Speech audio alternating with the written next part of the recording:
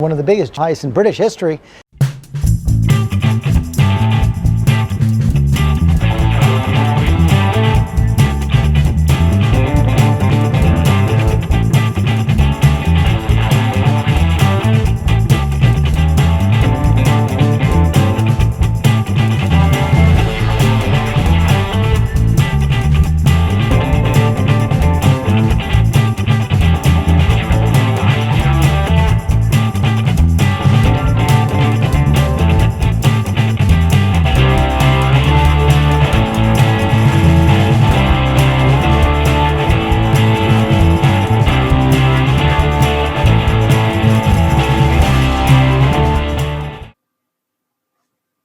Terry, how are you, sir?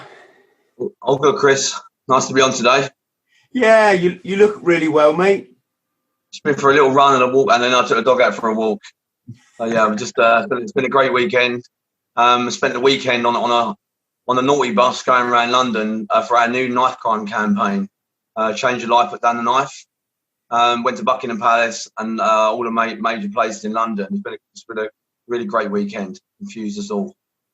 Brilliant. How's that campaign going or project? I started Camden Against Violence about 4 years ago. We had a spat of 8 killings in a matter of 2 years, and 2 of them were at my girlfriend's school. Two young boys within 6 months. 2 brothers got killed. So we started the campaign, and then over that 2-year period, we had 4 other guys stabbed. So 6 others, and one of them was my niece's girlfriend. So yeah, it's been a traumatic time. So we set up Camden Against Violence, and then now we set up a new one called Change Your Life Without a Knife. We set up in Coventry. So we're going to try and expand them to all different areas in England, so we can all join together as one, and hopefully have a bigger voice. So hopefully government will listen to us. Because it doesn't seem to be a joined up thinking when it comes to tackling knife crime violence in England. Yes, my qualifications youth work. I think I might have mentioned that to you before. So it's something that obviously I've got a vested interest in. Stopping, obviously. Is it? You get this. People speaking out saying it's the black community. Is that your experience, or is it across the board? It's just it's an easy narrative to churn out. Blame one culture. We've got a very diverse community in London and England. This is not about black, white, Chinese, religion, or anything. This is about young kids that are going out carrying knives to protect themselves or to commit violence on other gangs, there's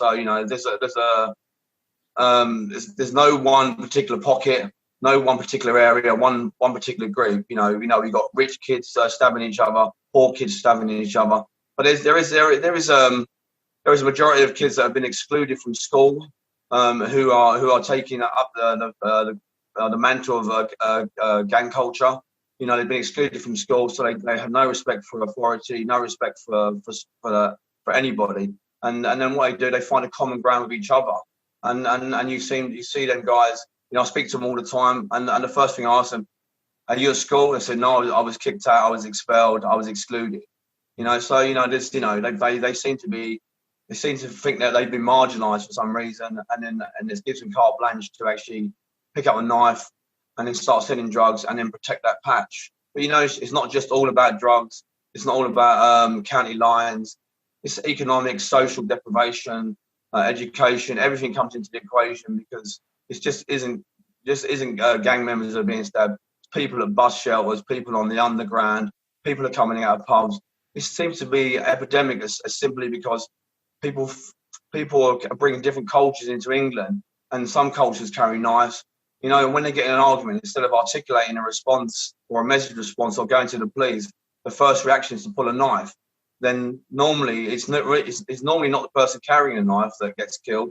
It's the person they're attacking who gets a knife off them and then feels the need to actually stab them. So it's a real vicious circle. We're just trying to get the word out there to put down a knife, and you change your life, because no matter what you do in life, there is a way back. And I'm hopefully a perfect example of that. And the people I work with, quite a few of them are ex-criminals. and they've all turned their lives around. And we spend quite a lot of time now talking in schools and doing knife crime campaigns. Yeah.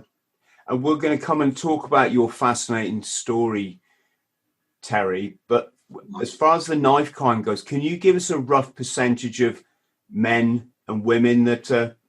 I think it's definitely majority men getting killed. But we still have a sort of a gang culture of women as well. Women are used by the gang members or anyone just carrying knives. You go into a pub. Guys are more likely to be searched than a woman. They normally open their handbag and that's it. The women will have the knife on them, and then they pass it to them when they get into the pub, when they get into a club. So they use them as mules. They use them as they make a complicit in knife crime. So there's no just guys or just women. They're both as equally as bad as one another, I'm afraid, or being used. Do you think these are young men who are missing a male role model, so a father in their life, or is that too simple? You know what? It's. I think there's a lot to be said. There's lots of single parent families in the borough, in all the boroughs. If you haven't got a role model in the family to tell you that's wrong, or to chastise you when you do something wrong, or guide you, then you're more likely to listen to someone else who's a little bit older, who's probably a little bit more naive, but who's carrying a knife, and look upon him as your mentor, role model. So that's what we seem to find. We seem to find that if you've got a guy who's on the estate, he's got a flash car selling drugs, carries a knife, and talks the talk and walks the walk, they're more likely to gravitate towards him than me, who comes in once every now and then and says something. So we've got zero contract hours. We just had the coronavirus. There's no jobs. We've got the highest rents in Europe, and we've got young kids living with their mothers now, and their fathers are living with their mothers. So they've got 3 generations living with under the same roof. And the only way they feel they can break out of that is to either commit crime, sell drugs, and carve out a territory. They think it's acceptable, unfortunately. Yeah, and we've also got this thing, haven't we, that we put all these fake goals on our young people, the bloody Mercedes and the gold watch and the, let's try and be like David Beckham or some hip hop gangster.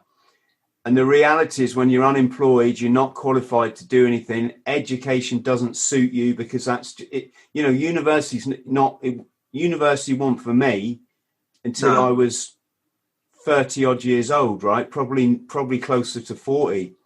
Yeah. And those avenues to sort of traditional, I don't know if manhood is the right word, but, going into industry, going into the factories, going onto the farm, doing a trade, they're blocked, aren't they, for a lot of young people?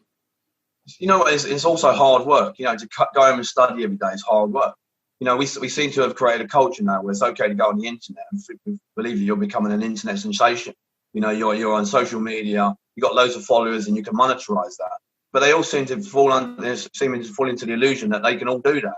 Most of the kids I spoke to, they got their, doing a bit of rap and they're doing everything, and they think they're going to make it. So what they do then is they come out of school.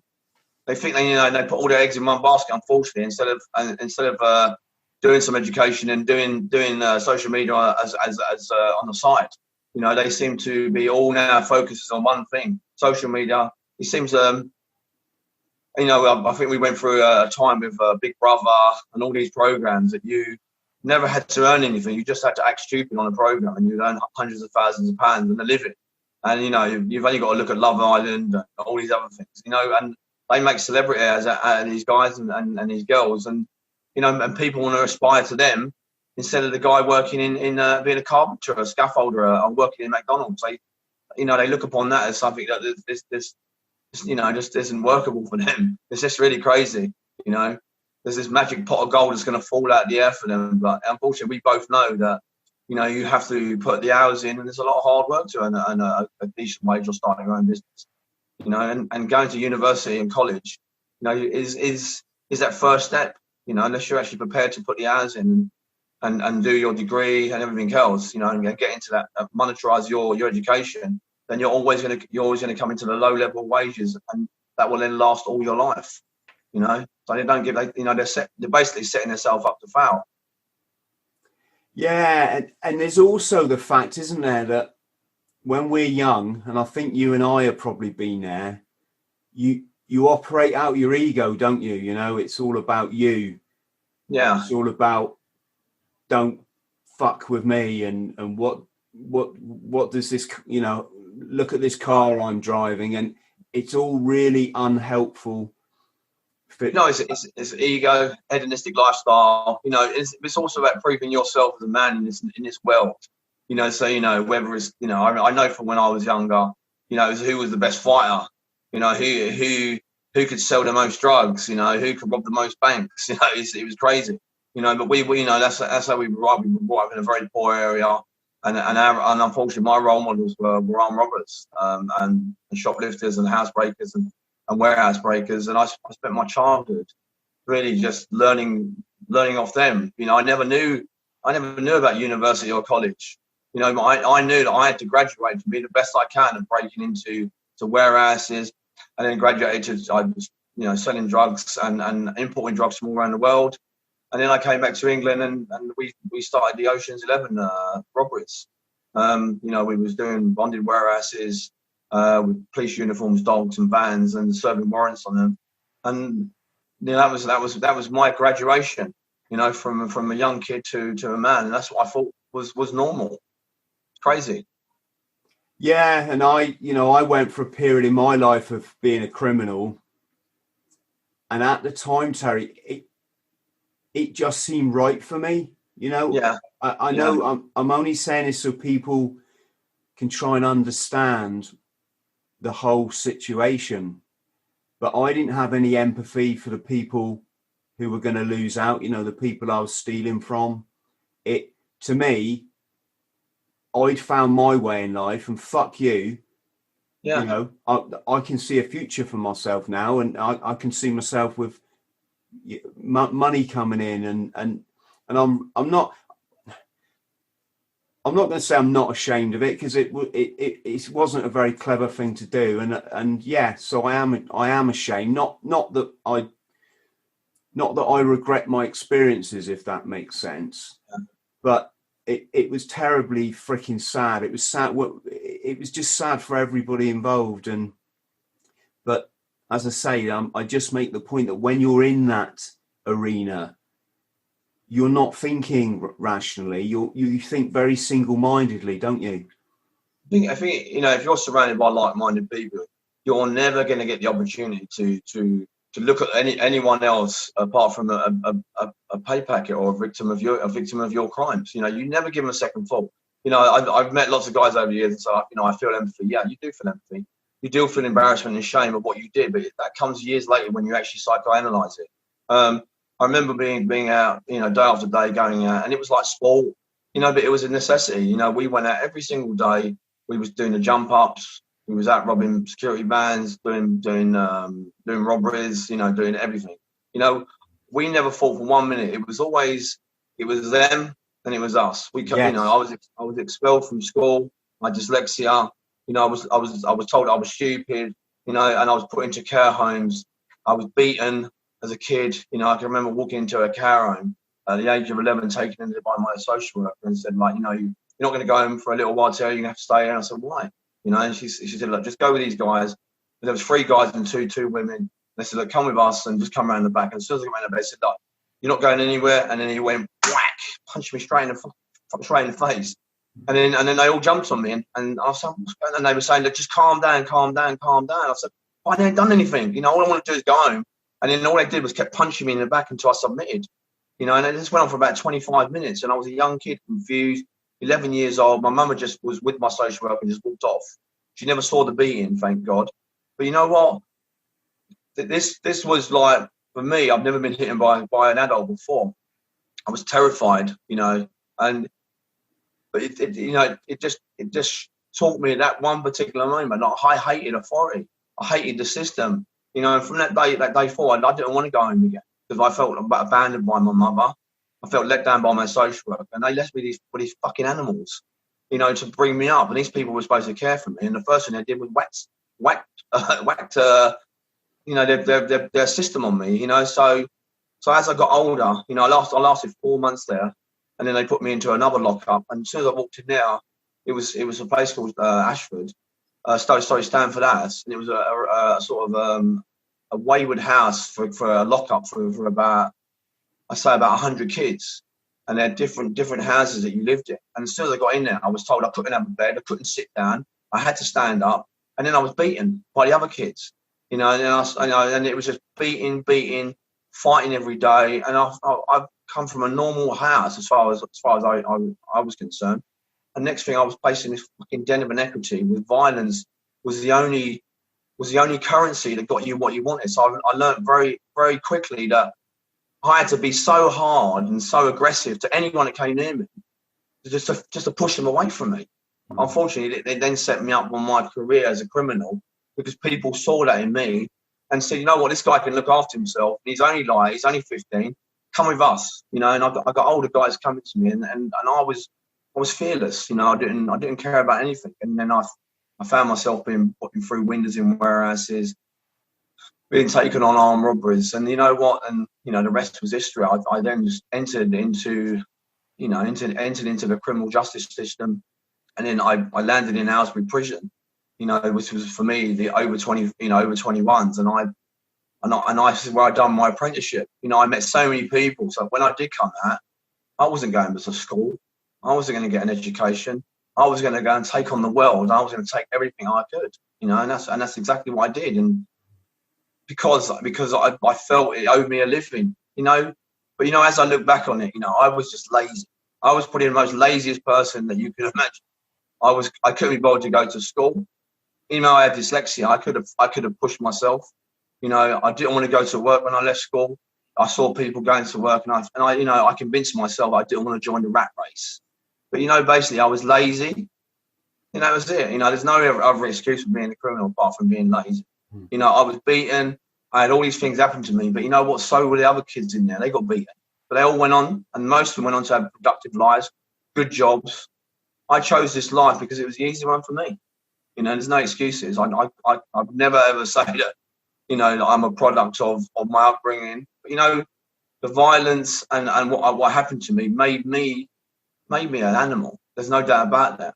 But being a criminal was a life choice, basically, because I couldn't do anything else. I was, you know, I couldn't be bothered to go to work, and I couldn't be bothered to get up at 6 o'clock in the morning. Yeah, got you. Yeah. But we've also got to acknowledge, dear Terry, have we not, that when you're traumatized at such a young age, it's not like being traumatized as an adult, say in a car wreck or something. It's an age where you can't make sense of it. So this is just my theory. So you internalize this trauma, which we now refer to as PTSD. Yeah. And you're carrying that for life, imprinted in your brain at an age when you couldn't make sense of it. So you carry that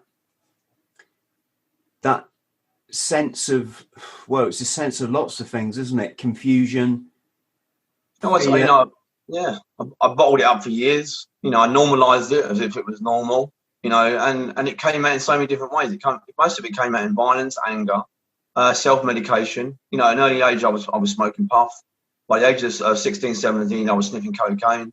You know, I was self-medicating to block everything out. I thought that I enjoyed it, but I then realised I didn't. You know, I was up and down like a yo-yo. I was coming off it. You know, I felt depressed all the time. But you know, I'd created a persona that, you know, if I felt that inside, I could be normal. You know, as a criminal, you learn to be, you know, you have one face for everyone, high, joking and everything else, and being Mr. Tough Guy. But inside, I was confused, I was angry, I was depressed. I was, you know, most of the time I was scared.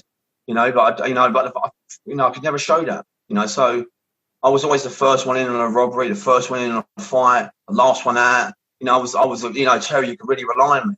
You know what? I had so many insecurities that, you know, I had to go to the gym all the time, build myself up. But the bigger I got, the more insecurities I got. It's crazy. So, like, it was it was only when I came out of prison and done therapy while I was in prison. It was only when I sort of got into that and found out why I was the way that I am. It freed me. You know, I'm now able to, you know, not, you know, put a persona on now. I'm able to look at my emotions. I'm able to cry. I'm able to show empathy and feel empathy. But this took like 2.5 years in therapeutic prison. But if I wasn't given that opportunity to actually look at myself and create a new future for myself, I would have been exactly the same. You know, it was only by dealing with my past that I was able to. I've not had a drink now for 14 years. I don't smoke. I don't cheat.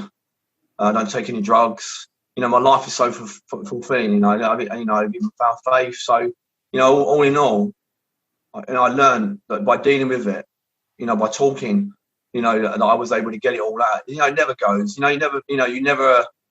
When I think about the guys and the people that were supposed to look after me that hit me and beat me and all that, and being left there and being abandoned, you know, that never goes. But you know what? Where I was so angry and I carried the anger with me, it was explicit all the time. I noticed that it went, you know, as the more I talked about it, the more I wrote about it, and the more I did, you know, I thought, you know what, I don't feel that anger no more. It was only when I dealt with everything that I then empowered myself to not want anything. So it's really good. But you know what, I could never just pack up drinking or smoking just by saying, that's it, I got to stop it, you know, because it's good for my health. When I got all the demons out of my head, when you do therapy, it's like you take your head off, you rattle all the crap out of it and you put it back on. Then you fill it up with all the coping strategies. And that's why I wrote Living Amongst the Beasts, because all the coping strategies I learned through there and all the epiphanies I had, you know, I wanted to share them with other people because, you know what, as much as I didn't think therapy worked, you know, for most people, I thought there was a lot of people hiding in prison. There was a lot of rapists, paedophiles, child killers, wife killers. I felt that they were doing it for a tick box. When I actually engaged in it and I did it, you know, I at one stage I didn't particularly want it to work, you know, because I wanted to prove to everyone this was fast. But the more therapy I did, and the more I talked about it, and the more I saw other men talking about it, and I saw the anger go in them, and them started to operate on a completely different level, I had no other option but to say, you know what, therapy actually works if you engage and you're prepared to talk about the issues that really affect you. I'm not talking about the issues that are okay. It's to really deal with issues that make you want to cry, that make you want to break down, you know. But once you get them out, I can remember going behind my cell after therapy sessions, just putting myself against the back of the door and just crying my eyes out, you know. But I opened that tap, you know. It's brilliant, you know. I feel like the prison sentence I got was probably one of the best things that happened to me, because I was given the opportunity for the first time in my life to actually do something worthwhile instead of stupid rehabilitation courses that don't work. You know, doing therapy and actually talking to other men and train psychologists and train facilitators, you know, was probably the best thing I ever did. It was the best 2.5 years spent in prison, I can assure you. You know, and you know, I spend all my time now teaching kids about dealing with boredom, you know, dealing with ego, with shame, embarrassment, you know, and teaching them conflict resolution, but telling them the shame, ego, what people kill for doesn't physically hurt. So why are you then prepared to kill someone over that? You know, so, you know, once they really, you know, and it's okay to make mistakes. I love failing now. Before I couldn't fail. I couldn't let anyone see me fail, because you know what? That demasculated me. But you know what? I fail now. I fall over. I wear pink socks. You know, I wear shorts every day. Do you know what? I'm so happy because I'm not carrying that armor that I put through. So my life is really good. And you know, and I share that through, you know, Living Amongst the Beasts when I wrote that. So, you know, so it's been great because, you know, I get phone calls from all around the world, even you now.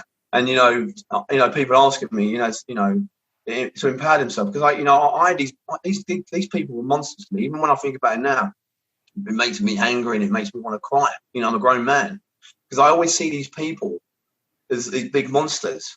But, you know, I went back to my care home the other week with someone, and then I walked where I walked when I first went into this home, and there was a window at the bottom and there was a window at the top. And I remember looking through the bottom window, and now that I'm a man, I'm looking through the top window.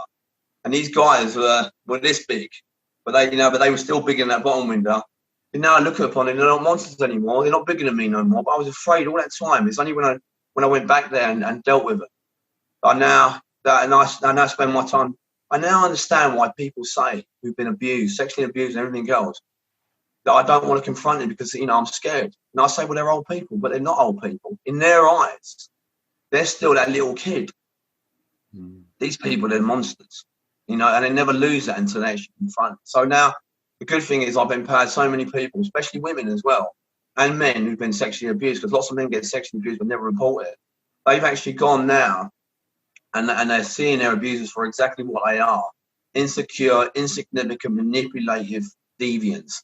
And they're actually going to the police, they're writing about it, going to the police, and they're getting convicted. You know what? If you know, the book done exactly what I wanted to do and more. So I'm really thankful for it. You know, and I'm thankful for the opportunity to actually speak about it. Yeah, and we're going to put links to your book, Terry, below the video so people can find it. Was there? You said something interesting there. You wouldn't change your experience for the world. That's the same with me with addiction, and yeah. This is one of those sad ironies in our controlled society. Is we've been taught that experiences are like good and bad, either good or bad. Yeah. And for me, and I'm sure yourself now, no, they're just experiences. They're all part of the learning curve. And I wouldn't change sticking needles in my arm 12 times a day for anything. I wouldn't change being mentally unwell. I look at it as I used to live in the Matrix, and I don't want to sort of talk about our current situation, but you can see people that just buy hook, line and sinker into what they're seeing on the mainstream media with no ability to question it whatsoever. And that would have been me as a young Marine, say, you know, I thought politicians were good. I thought they loved me. Well, they had my best interests at heart, let's say. And now I'm free. Still make a lot of mistakes, but I own my own mind now, and that's a real special thing to have. And as I say, I probably wouldn't be here saying this now had I not been through my experiences. You know, I think you know, it's really important to be a free thinker. It's really important to question things. I was always questioning things. You know, I've done it from a very early age. I've never been a great lover in the government. You know, I think I've been proved right time and time again. Whether it's the rent, you know, they had second houses over here, and they would add expenses. You know, they all fitted them. This is one just little example. They all fitted them.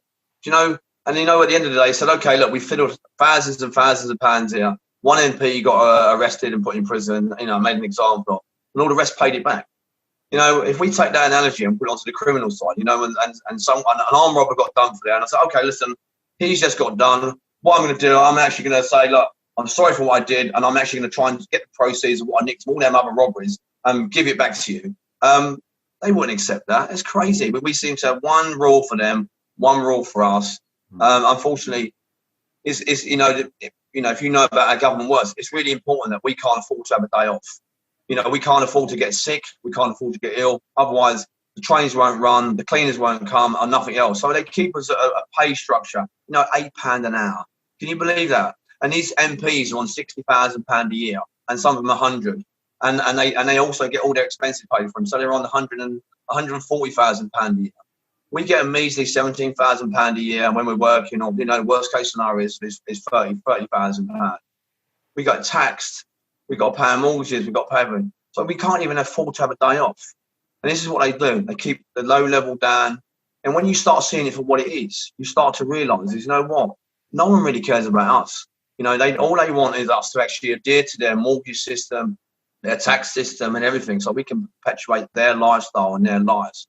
Because when we do get old, we're then told that, you know what?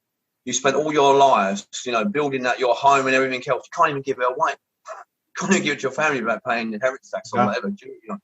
And also, you know, they say, well, you know, you paid your all your national insurance, and now we're going to pay for your care. You know, but what we're going to do, we're going to pay for your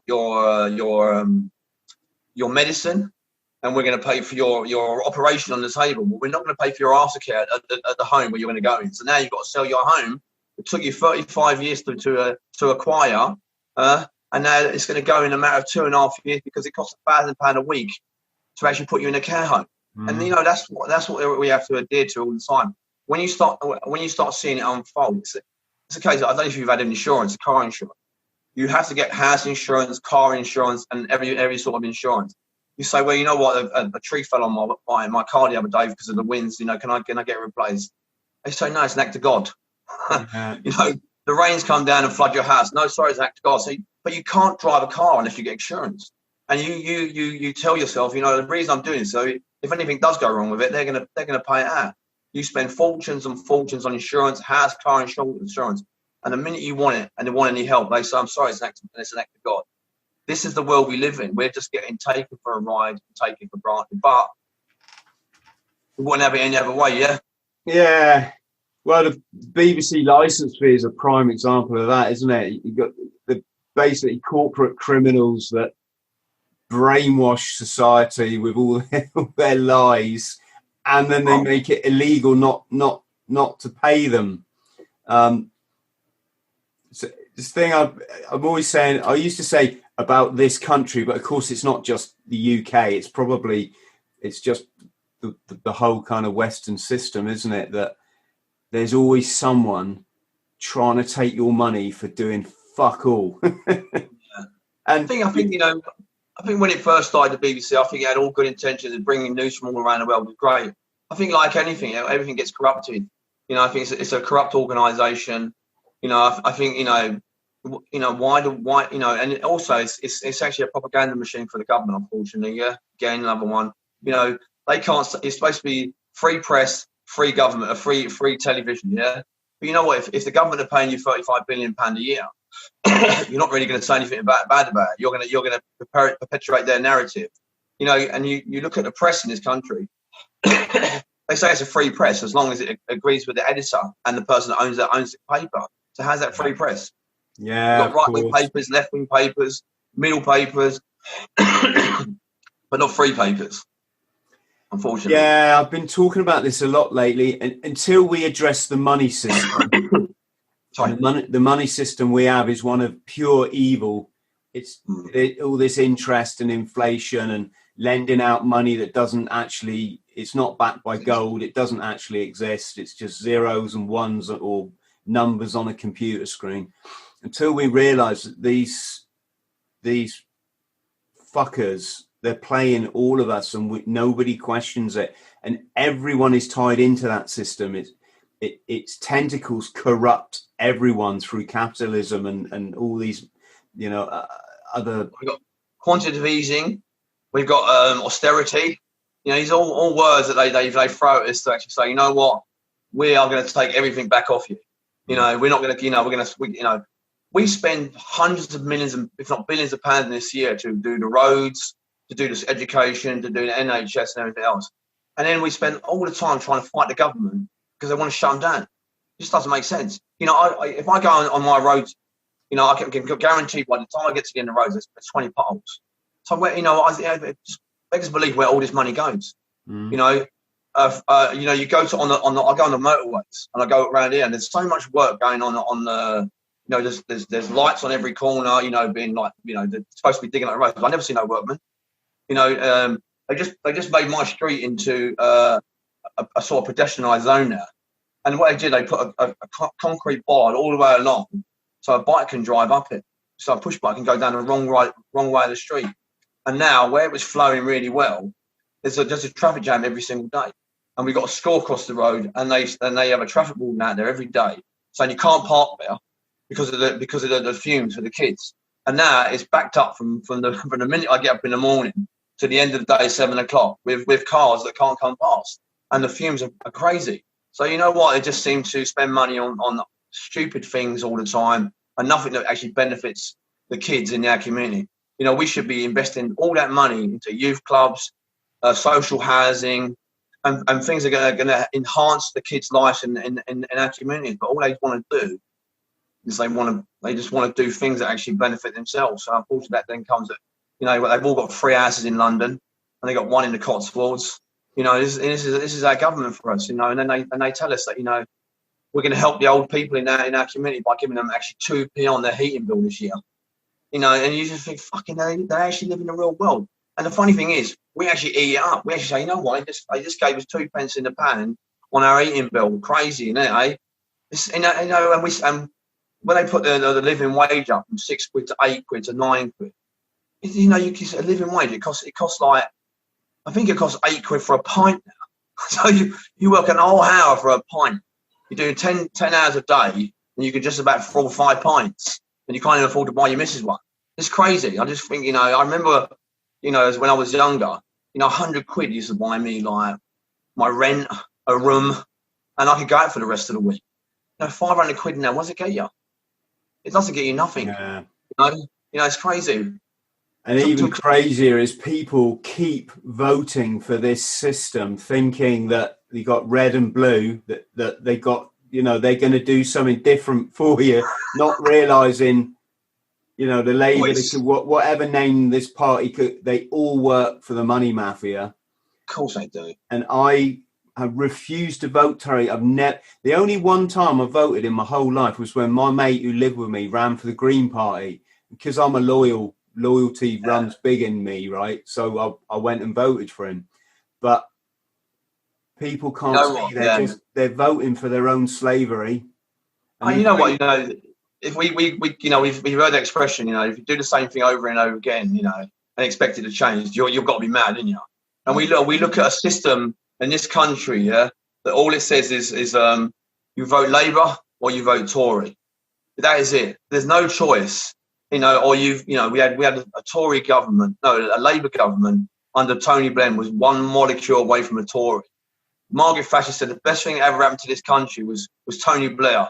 Did you believe it? Because she said he was like her son, you know, and you know, and this is, you know, a Labour guy now is worth £100 million, you know, a real socialist. And we were blind. We walked into it blindfolded, and we're still paying the cost of him and his cronies in a war that's lasted over 20 years now. You know, and you know what? And he's still prospering from it. I think he's actually the peace envoy now in Syria and in Lebanon or somewhere like that. He's the peace envoy, and he's created so much mayhem in the Middle East. And now he's an ambassador for all of it. Can you believe it? An ambassador for peace. Me and my wife Shirley. There's a lot of stuff on the internet about Mr. Blair, and I'm going to say this is allegedly, folks, because I can't afford his wife to come and do a barrister bit and sue me. But so allegedly, he was a cross-dressing sexual deviant, and he was arrested. Is it called cottaging when you go in a man's toilet and you try and, you know, show your dick or something? And he was arrested for whatever that's called. And when he went to the police station, again, folks, allegedly, he gave his name as Linton Blair because his name is Anthony Linton Blair. Or don't quote me on this, folks. It's too much stuff in the world to learn, but this is just what I was reading up on quite a while back. And because he gave his name as Linton Blair, obviously it didn't go on his criminal record. He created a false persona, walked out the cop shop, and of course they couldn't then rearrest him because they had false names. And then when you see what he did in the Iraq fiasco, where the whole country was going, not the whole country, obviously the tabloid readers were believing everything that they read, but and the other papers as well. But what was it? 1 million people marched in London to say, no, we don't want to go and bomb innocent people in Iraq. And Blair got up there and went, but 45 minutes, we're all going to be dead in our bed. And everyone's like, and then that scientist, was it David so-and-so came out? Kelly and said, supposedly commit suicide. Yeah, he said, no, that's a load of horse shit. Iraq doesn't have any, this capability, which was subsequently proved. He rocked up. Yeah. He actually used David Kelly's white paper to prove his narrative, and then found out that the white paper was actually written by a college student. And then two days later, he was found dead in his garden. Kelly. Yeah. So but I think we know from time and time again, we see it on the telly, whether it's a Shaggy, you know, you've got the journalist that got killed in the embassy. Yeah, was murdered. Nothing was done. Yeah. This is money corrupts. We've had Epstein. You know, was a renowned paedophile and was visited by all, you know, royalty and all the celebrities from around knew what he was about. You know, when Michael Jackson was taking kids into his room, into his little fantasy land, you know, and people knew. But what was the difference between him and the guy at the end of the street is that he had millions of pounds to pay the family off £50 million. You know, money corrupts. Money corrupts everything. You know, and unfortunately, this is what the capitalist system do. But you know, there's a two-tier system again. If we do anything wrong, and but I've done some mad shit and myself, and I've done some wrong, and I expect to be punished for it. But these people do wrong, and then they walk away from it. This is crazy, you know. Like, and what sort of message does that send out to the kids? It says if you're a rapper and you've got hundreds of millions of pounds, you're an MP and you're wealthy and everything else, and you prosper, that you can buy your way of anything, and that's all it does.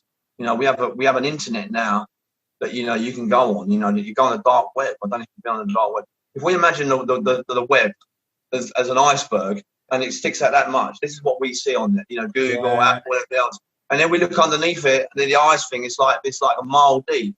That's the dark web. There's everything sold on there, from kids, child abuse, child pornography, paedophilia, everything. We allow it to happen. You know, this is supposed to be one of the things that's supposed to be enhance our life. And all it's done so far is destroy young kids' lives, prostitution. There's sex tourism all around the world. This is what it's creating because they're not prepared to police it like it should be policed.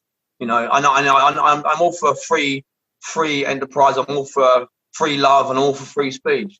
But we have a thing at the tip of our hands here that's corrupting generations and generation and generation because they allow it to happen. Mm-hmm. You know, we can crack any single code. We just cracked the phone systems over here. You know, where there was phones, the Encro phones. You know, the Encro phones now, they said they was impossible to crack. You know, and they've been looking into them for the last 2 years. They've just nicked like £54 million in cash and drugs.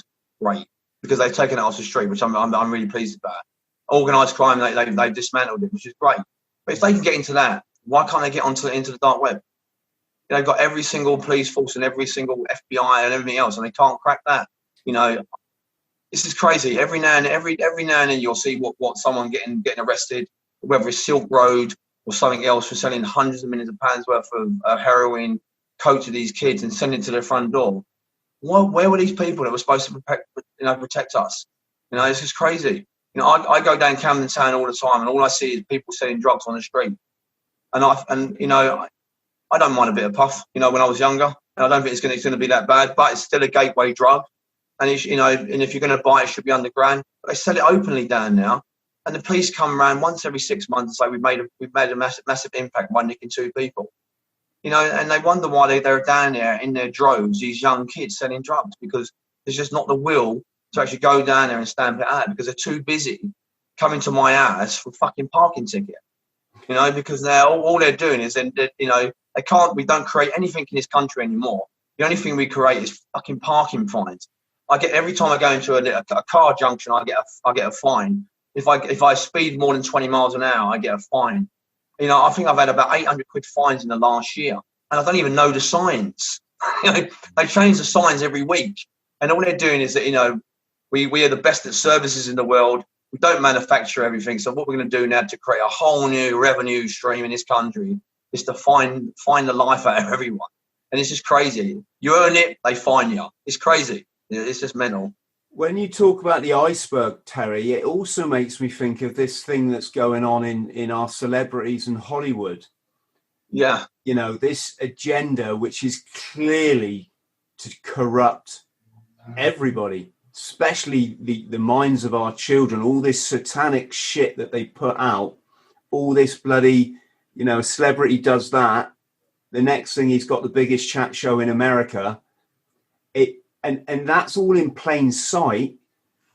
It's like the dark web, but it's all visible, and people still don't see it. What is that about? You know, you got to look at you know, it's like you got to look at the television and all these shows as the crumbs. You know, people need crumbs. You know, the crumbs, you follow the crumbs, and then you get into the dark web, and that's it. You know, so they see these celebrities, and you know, you look at the Kardashians. You know, I've watched it a couple of times, but I can't see any reason on God's earth why these people are worth £100 million and £200 million. And I think one of the girls has just earned £1 billion from doing makeup, and they've got nothing to offer. All they do is bicker and everything else, you know, and they've got no talent whatsoever. This is what people want to aspire to, you know, to wearing your bum 3 miles away from your back, you know, and your cleavage right out here. It's just crazy. I just don't understand anymore. It's like a different world. I've come out of prison to a different world, you know. Yeah. Well, to me, it's obvious they want to destroy everyone's identities. They want to take you as far away from natural law, which some people might call God or nature or whatever you want to call it. They want you to cut you off from that beautiful connection with the universe, which is an amazing thing once you discover it. And they want you bickering, ugly, obese, angry, aspiring to the false gods of these celebrities and all this kind of thing. At the same time, they want to encourage deviancy, which is why this Cuties film that Netflix have just put out, which is just beyond belief, you know, literally 11-year-old girls being put into a porn film, and it's being defended because this whole net is so powerful. All the people will come out and defend it, and they do it so cleverly that makes the people that think it's inappropriate for 11-year-old girls to be stripping off and all this sort of stuff. It makes them look like they're in the wrong, right? All this, you know, sort of social justice movement again. It's all just to muddy the water and take everyone away from their true connection with life.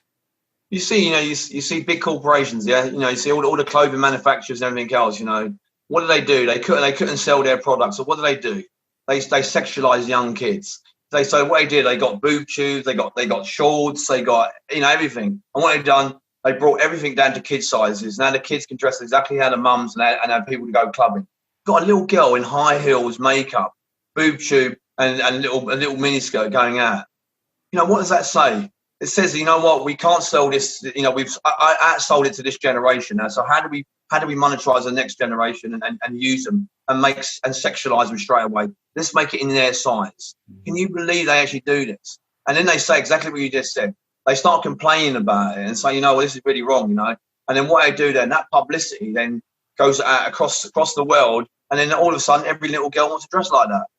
But you know, they do it under the guise of actually getting it out there to show you that it's wrong. And then they put the prices down half price, and then every mother and their daughter is going out buying makeup for their kids, the stilettos or whatever it is, and shorts. It's just crazy. But you know, unfortunately, it's a corrupt society we live in, brother. Yes, you know? It is.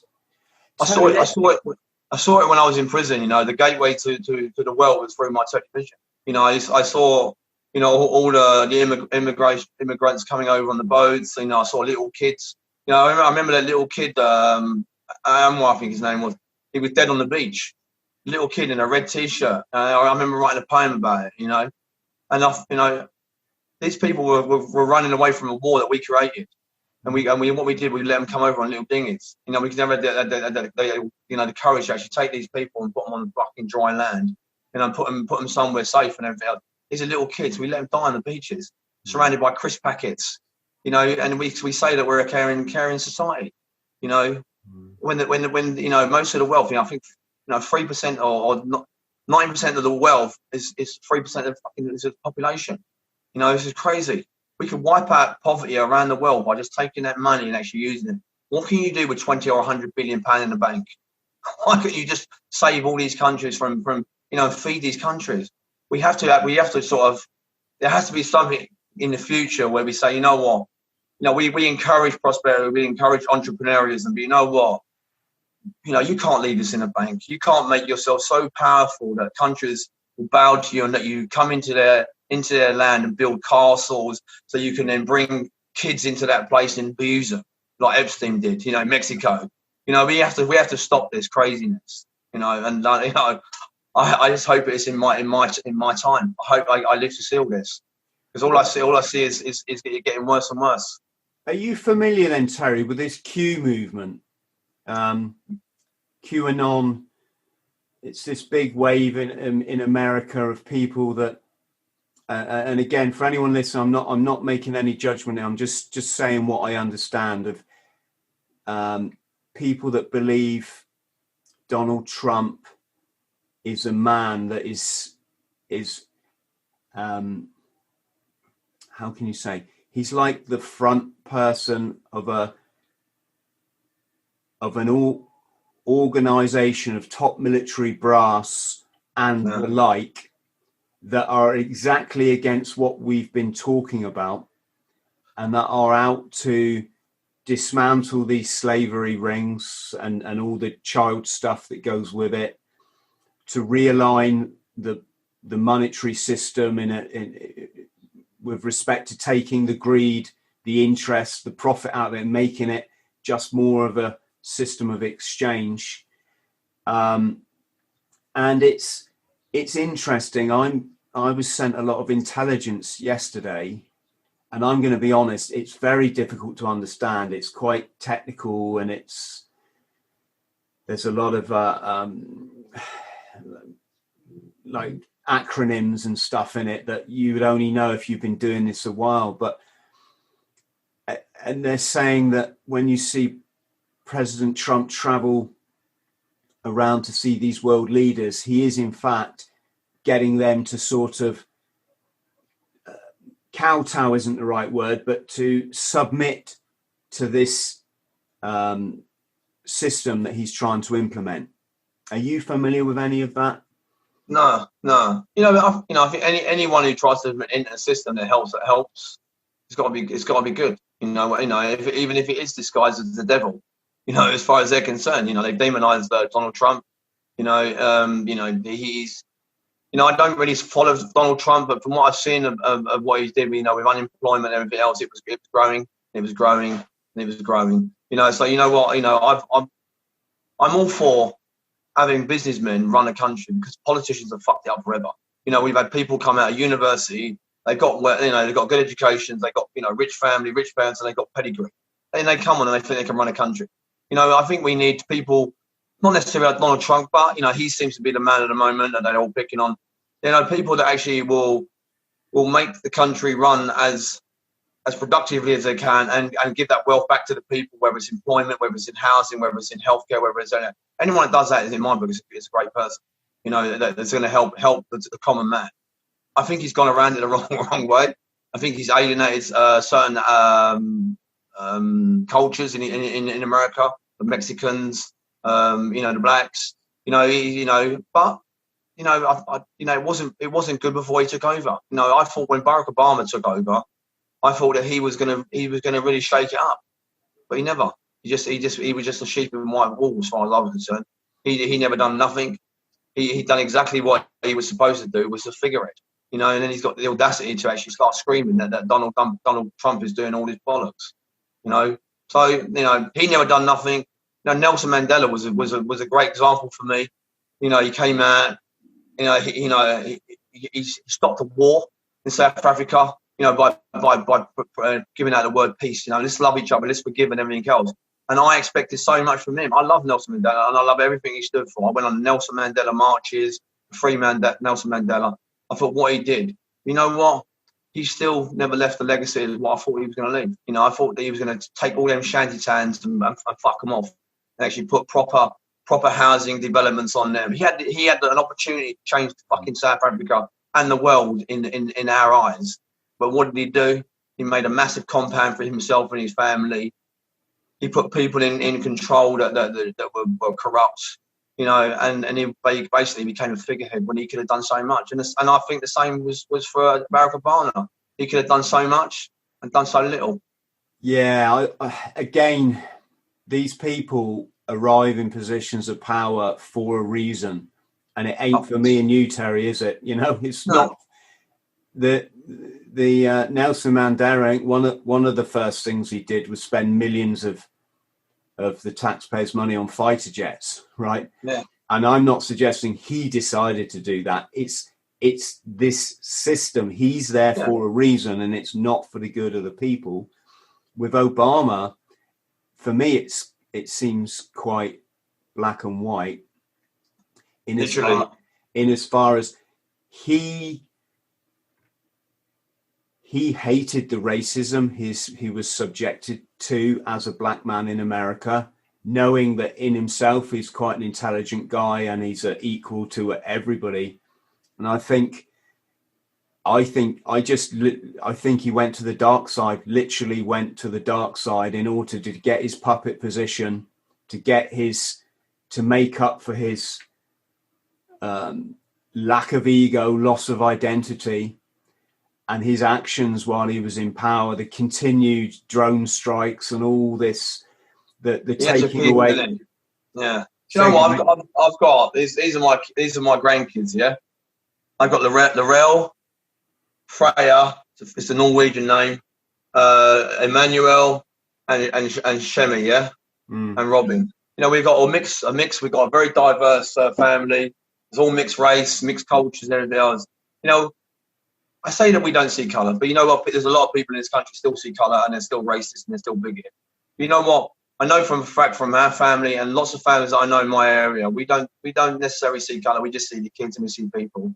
You know, we don't see that's when you ask me when we first come on, is it a black issue? Is it a white issue? Is it this issue? It's a kid issue. Young kids are getting killed, whatever colour they are. I've got a very diverse family, you know, and you know what? All I want to see is a better future for all them, you know, and that's why we do what we do. That's why we started a knife crime. I'm also an ambassador for the Forward Trust, you know, which is about, you know, saving people coming out of prison who've got drug addiction and everything else, and then finding them employment, finding them rehabilitation centres where they can go in and actually go to rehabilitation centres that actually work instead of just take money. I'm also a member of the Band of Brothers, an organisation with 1,200 members nationwide that we set up to help young men and men of all ages from 18 to 70 years old who self-isolate and that don't get an opportunity to come out and meet other men because men don't trust other men. So what we've done, we've got this organisation which started in Brighton about 12 years ago, and what we do, we have a weekend where they come and it's all men. So it's only men, unfortunately, no women, and they learn to trust other men. They learn then to go to the groups, and then we train them as mentors to go back in the community and bring other guys in, stop them self-isolating, stop them helping with their mental health problems, but give them a social network that they can actually, you know, they can actually join, you know, and inspire others, you know, because as much as these guys, you know, later in life, they self-isolate and they sort of withdraw from the world, and whether their wife died, they lost their job, or they separate. They've got so many life skills that they can share with the young kids. It seems crazy that they're languishing in their rooms, you know. So we get them amazing. Yeah, amazing, mate. That's just it's what lost young men need, isn't it? Well, you know, over this period of lockdown, we furloughed. You know, everyone was furloughed and everything else. But you know what? I got in touch with a lady called Vicky Patterson on Geordie Shore. I was talking about Geordie Shore the other day earlier, saying, you know, as well. You know what? Absolutely fantastic lady. I also Yay Hire. We got in touch with them who had a great big massive warehouse, and we put a call out to all the organisations. You know, Walker's Crisp. You know, everyone. The milk, bread, Hovis, everywhere. And we expected to get a few donations. So we got 1,000 boxes to start with, and we thought we'd get these boxes and put some food in and give them out to the homeless and everything else. Do you know what? I think we got about 20 lorries of donations. And you know what? I can remember getting the forklift and thinking, God, what have we done? You know, and over that period, we've done 10,000 care packages. These weren't small boxes; these were big boxes. You know, and we gave them to the homeless, to the elderly, because our government said that all the homeless would be put into hotels, into accommodation. You know what? I went out on the streets of Hampstead, Camden Town, King's Cross. I saw homeless people. I saw people with mental health problems. I saw old people who never had anything to eat. So we spent 10 weeks giving that to them. And then after that, the lockdown eased and the foods came back into the shop. I had people phoning me up from in the country saying, no, it's an old guy. I remember one old guy. She said he's 100 years old. He's living on his own still. He won't go into care. Can you take him a care package, Terry? It took him 15 minutes to answer the door. I've got it on my Twitter. And he came to the door and he said, oh, you know, I said, so-and-so sent me. Here's a care package. And what I'm going to do, brother, I'm going to come around every week until this is over. But we've done 10,000 care packages. I met so many really great people. So many, you know, people are homeless. They're not homeless because they want to be. They're homeless because they've got mental health problems. They've been divorced and they've hit the skid row. But you know what? They've all got life stories.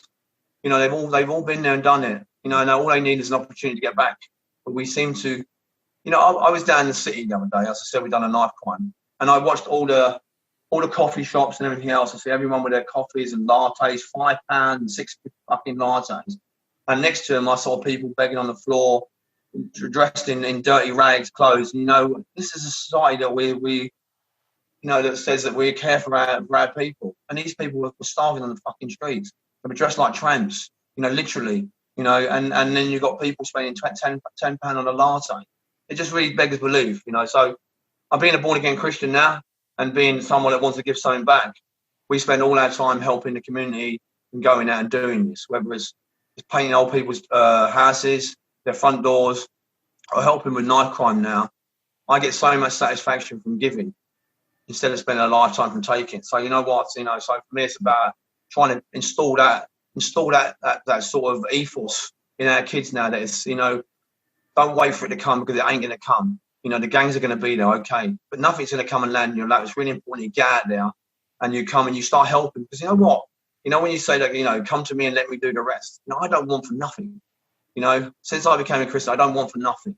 And all I do is go out and help. I've got a nice home in Hampstead, got a nice dog, nice girlfriend, and a couple of kids here. Yeah, all my grandkids. But you know what?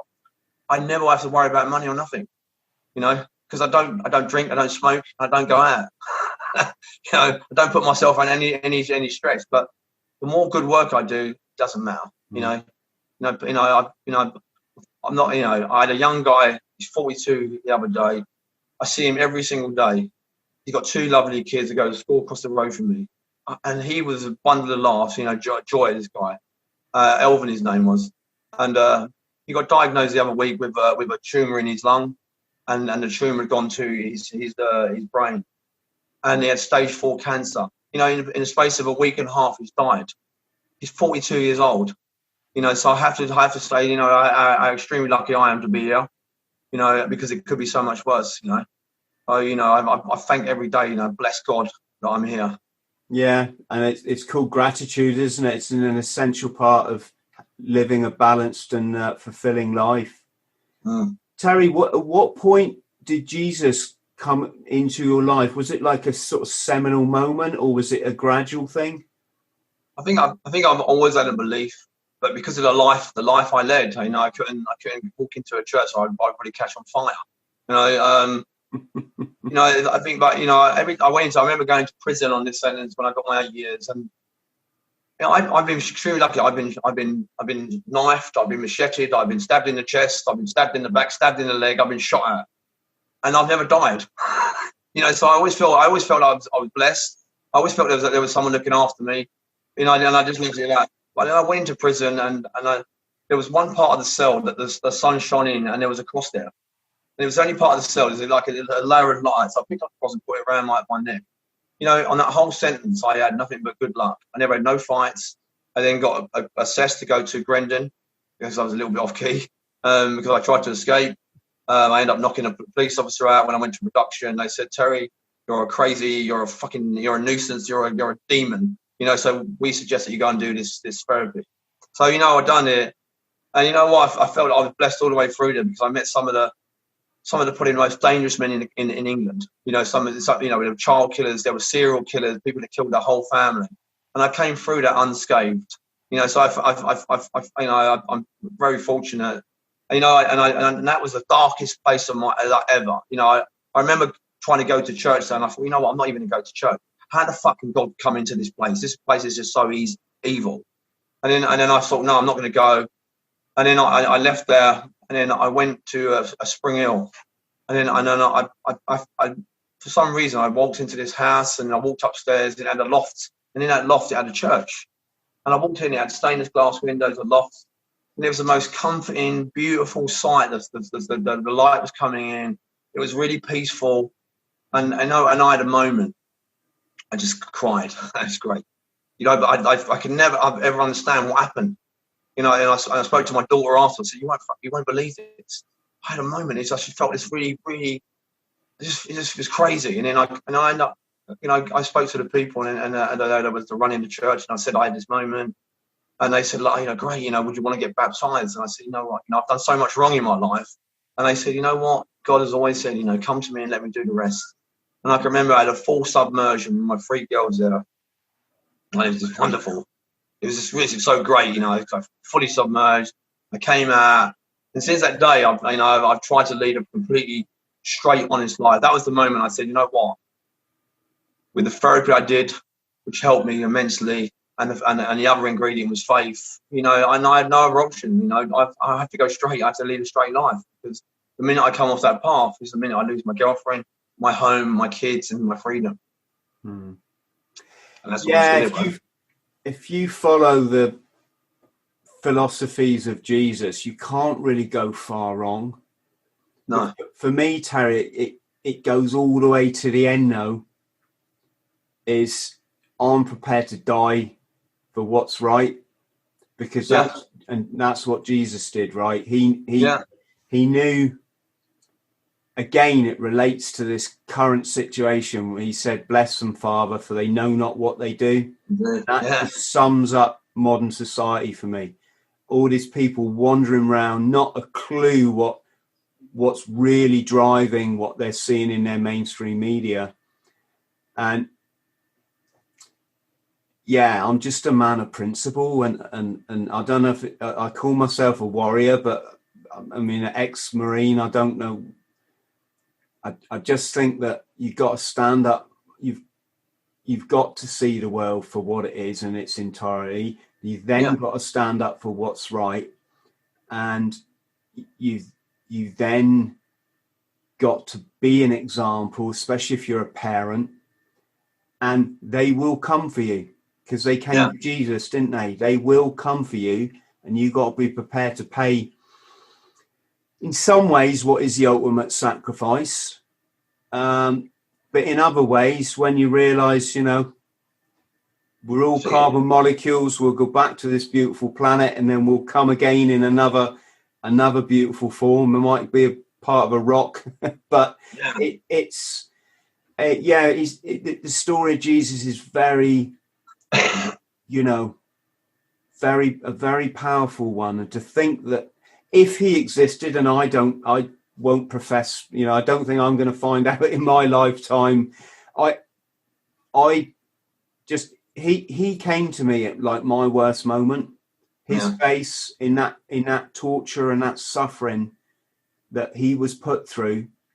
And I felt that I was going through the same as an ostracized drug user, you know, problematic drug user. Everyone turned their back on me. I was, you know, everyone wanted me to live my life their way. People weren't afraid to drop you. Well, one person come round my house in a year and a half. That was another eight angel, my friend Rob. And I just pictured that Christ's face as he was being tortured to death, and he still loved all people, and he was still prepared to pay the ultimate sacrifice for doing what was right and standing up to this evil money system. What he could see was enslaving all of us, and looks what surprise, look what's happened. Can we, Terry, go back, because we haven't talked about your time in Grendon, but we haven't also talked about your career as a I feel rude saying criminal, but that's what it is, isn't it? You have to call it what it is, brother. Yeah. You know? What was it like going on your first job? What did you knock off that give you a buzz, I suppose? Yeah, from a very early age, I was at grafting. I was at nicking. I think the first few I did was when I was about 10 years old. You know, I can remember going down to the old air raid shelters in Camden Town, and they go all over London. and I got a key to them and an Exor, and I went with a couple of my mates, and we went around to every single station.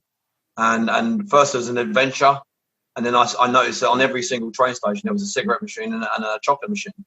So I then spent the next couple of months doing every cigarette machine and every chocolate machine. Then I had tons of cigarettes. That was as a 10-year-old kid. I then was down in King's Cross on the train lines, and a train came past with loads of cars. And so I ran along and jumped on, and opened the door. And, and it was a long transport for cars. It was about a mile long, or if not longer. And I opened the door, and there was all car radios. So I jumped back off, and I got some black bags and another friend of mine, and we waited for a couple of days, and the next one came along really slow, and we ran along and we jumped on it, and he got in and done all the radios and up, and I held the bag, and as we filled up, we put it over the side, and we went about 5 or 6 miles down the track, but we had about 25 or 30 radios, and it was our biggest score as a young kid. I think they were worth £10 each, and that sort of infused me. Was it a bummer when they started putting the key code in the radios? Do you know what? I was out of it by then, thank God. You know what the funny thing was? It's the same with the wheel nuts. Remember the wheel nuts they put on cars? They said you can't nick the wheels. So because they got this special wheel nut that you can only open it from the special thing they left in your car. Yes. Instead of nicking your wheels out, they were breaking into the car, smashing it, and then to take this wheel nut off to fucking take the wheels off. So it was the same with the new radios. They put these new face-off radios, and what did everyone do? They hide them under the seat. So it's just crazy, but for me, I got a fair amount of enjoyment out of doing that as a kid, as a 10-year-old kid. I then went into care, and that was the consequence of me getting in trouble, nicking cars, breaking into shops, and there was a price to be paid for doing it as a kid. It cost me my whole life, being a criminal at that stage. And I went into a home, I lost my family because I was bunking off school, pickpocketing down the West End. And nicking handbags and everything I was doing. I was a bastard kid, I'm not going to lie. I kept getting in trouble, and then I went to the home. I then graduated to a community home, and I left there when I was 16 years old or 15 years old. And I met some older boys, and they encouraged me to do sort of armed robberies. So we were doing post offices and banks. I think 50 or 60 post offices in the space of a couple of years, and then I got another sentence, 4 years in a man's prison. Where do you get a shooter then to go and do you just buy that on the black market? Yeah, where I used to live it was predominantly a villains area. Camden Town, King's Cross, Whitechapel, the Angel was where armed robbers came from, drug dealers lived. We were at our corner of London. I could go into any pub, any club at the age of 15, 16 and buy a sawn-off shotgun. And as I got older, I could buy anything else, which I won't go into. But, anything up to I could buy anything. But at that particular moment, the end thing was a snub-nosed revolver and a sawn-off shotgun, which I bought. And then I went on a crime spree. I was a big kid. And with a balaclava on, I just started doing everything. It was just like taking candy from a baby. Would you have been prepared to shoot someone, or is it just for the intimidation? Oh, yeah, definitely. You know what? It was definitely for intimidation. I would never intentionally hurt anybody, especially a security guard or someone who works in the post office or bank. It's just not what you do. Over the years, I'm not going to lie to you. My dad was an armed robber. Him and his associates, they killed a security guard. So I was always, when I actually took the shotguns on the robberies, I actually took the bullets out. Which was unheard of. Even the guys that I work with, they said, "You got to put fucking shells in it." I said, "No, I'm not." And why would I do that? Because if the guy grabs hold of the gun and I pull it by mistake, he's going to die. So I never ever took any ammo on there. But I was quite successful. I was actually quite successful as a robber. Unfortunately, I got caught. A bit of a contradiction. So tell us then, Terry, because I don't know if it's just me or whether a lot of young men go through this fantasy, but you always picture that perfect heist and you got this fucking big bag of money and it's going to last you. But it doesn't work like that, does it? You spend it quickly, and you know what's yeah. The more money you get, the more you spend. What most people are earning about £200 a week then, and we were nicking like £3,500 a day. I rented out a flat. I bought a nice car. I never had a license. But you know what? There's a price to be paid. I was going out every night. I was drinking. I was taking drugs. I was womanizing. And eventually I walked home and I thought I was Charlie Big Potatoes, and I opened my front door, and the whole place came alive with police officers, and they gave me a severe beating, and then took me to I think it was Hendon, at the Hendon unit, robbery squad, and then I got 4 years, and then over that 4 years I was determined to come out of prison and change. I then got married as soon as I left prison. And everything was going all right, and then I sort of had a breakdown with my girlfriend. We left each other and broke up, and I was doing the jump ups at the time, and I ended up going to Spain, and I was to try and get away from there, and then I ended up driving Puff from Marbella to Valencia, and I never had a care in the world. I didn't care if I got caught or spent time in a prison, in a Spanish prison. I got so good at it that I was actually doing it every other week. I was buying it. I started off with 50k, 100k, 200k, and then I went up to 500k every other week, and then I sent it back to my friends or my associates, and then I bought a big villa, nice cars, and I thought I'd cracked it, and then I was working in Amsterdam. Was this Puff was coming in from Morocco then? I'm guessing. Yeah, it was coming in from Morocco, yeah, and then one of my favourite films has got The Business. Have you seen it with Danny Dyer? Yeah, brilliant. Yeah, it's a little bit like that actually. Yeah, we was living the life, taking cocaine and just womanizing and doing everything else. It was very. I can remember being in Marbella, and I can remember this guy coming down with a big sandwich board saying repent and come to Jesus. And we was a nouveau riche then, and you know what? I look at that moment in time, and when I talk to kids who want to, and I'm asking them to change their life or in gangs, I now know what they see. They see me with that sandwich board in Marbella trying to convert them. I know, and sometimes how useless it can be, but I know that guy actually went out of his way to try and change people's lives. He may have planted the seed that day, and that's why I go out every day with my sandwich board, and I hope to plant the seed that some of these kids will change their lives. So I can always remember him coming in, and I felt, this guy's off key. He's crazy. Why would I change my lifestyle and become one of God's disciples when I could sleep around, take drugs and drink and do everything I wanted? It was just my life. It was crazy.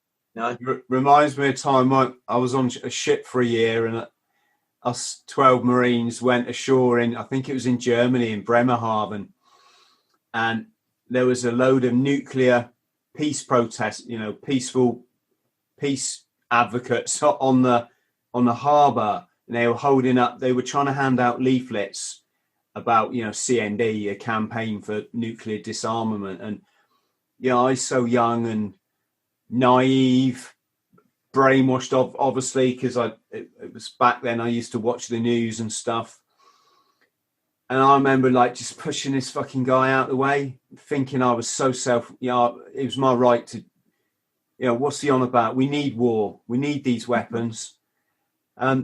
It's funny you just said that. Just reminded, God, you can be a dickhead when you're young, can't you? No, you're protect your position. Even if it's stupid. And that's it.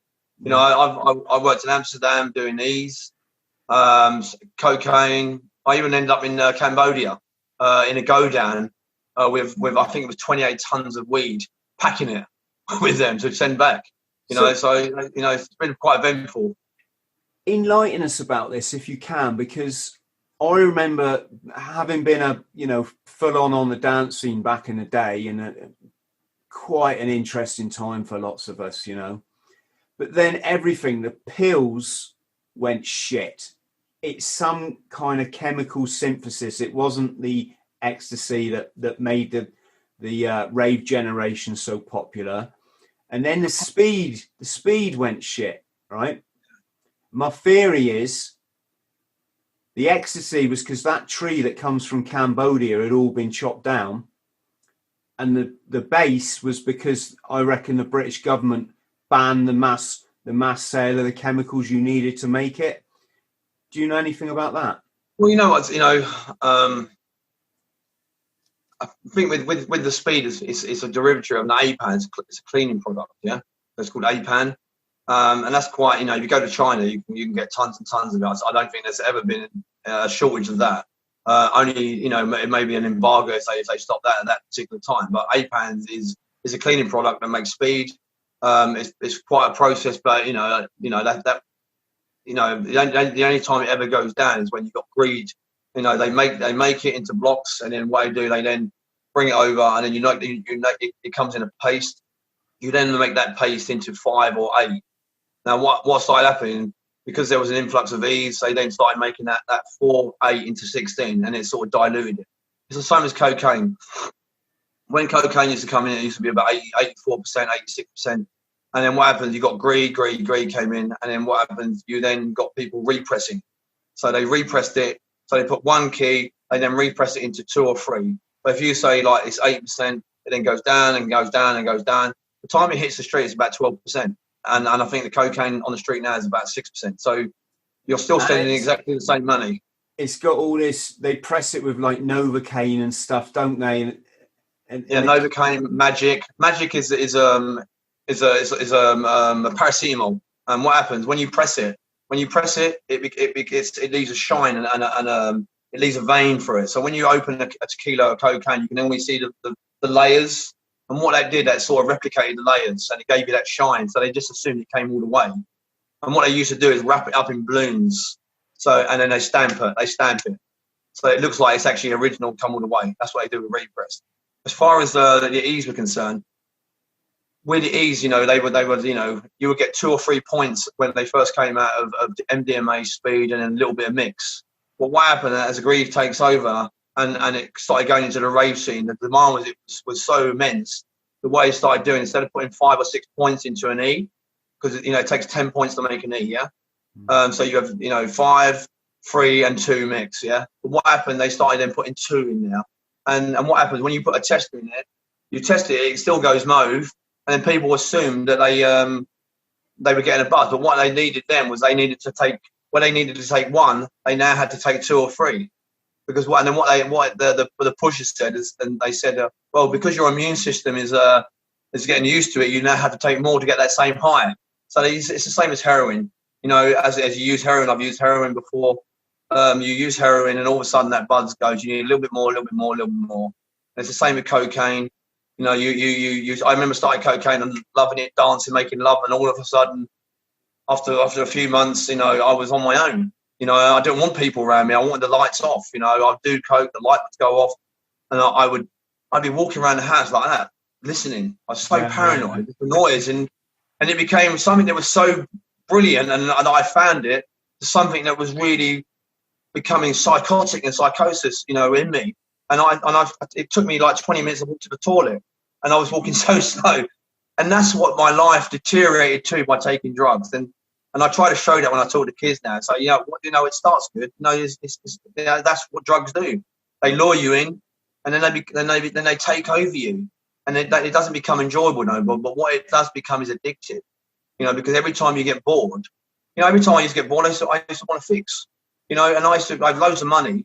I suffered from boredom. So I self-medicated, I took drugs, and it was only when I'd done therapy that I was able to deal with all that and realise that I think one of the biggest lessons I learned from prison was how to deal with boredom, and that's what I learned at Grendon.